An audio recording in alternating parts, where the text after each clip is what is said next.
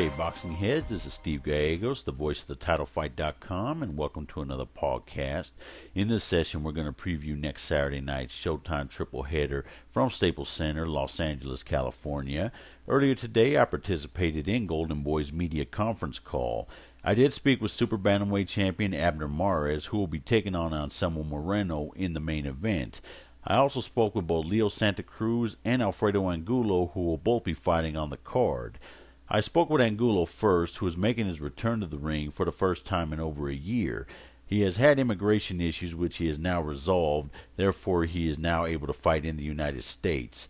I did welcome him back and ask him how his training camp is coming along, and he says coming along great, and he's doing well with new trainer Virgil Hunter. I also asked him if there is anything new in his arsenal with the addition of Hunter in his corner. And he says his style will be the same as he always has fought. However, Hunter has been able to point out some of the things he wasn't doing before, and that's what he'll be working on. I also asked him if he would fight James Kirkland in a rematch, and he said absolutely, anytime. It was a great fight before, and he owes it to his fans to do it again. Now, when I talked to Leo Santa Cruz, I told him that each one of his fights are more exciting than the previous one. I asked him how important it was for him not to only go out and win, but to look impressive.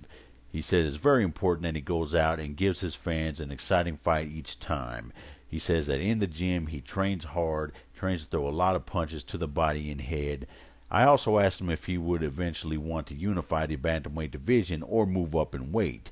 He said that he would like to unify the division if the terms and conditions are right, and he's basically ready to take on the best fighters. Now let's move on to the main event. When I spoke with Abner, I asked him what he felt he needed to do to impose his will on Anselmo Moreno, as he is a southpaw with a good counterpunching style. He said he needs to go out there and take the fight to him and make him fight his fight. If it turns out to be an ugly fight, then so be it, as long as he makes Moreno uncomfortable in the ring. I also told him that there are a number of good fights for him up through 130 pounds, and I asked him how long does he plan to campaign as a junior featherweight. He said he is very comfortable at 122 pounds, and he's willing to stay at this weight for at least another year.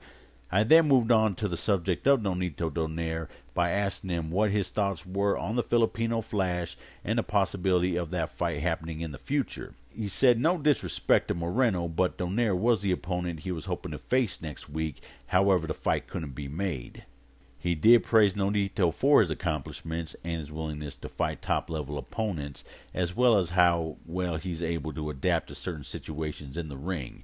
He hopes to fight Donaire eventually. We all look forward to next Saturday night's card on Showtime. Well, that does it for this session, Fight Freaks. Until next time, this is Steve Gallegos. Enjoy the fights.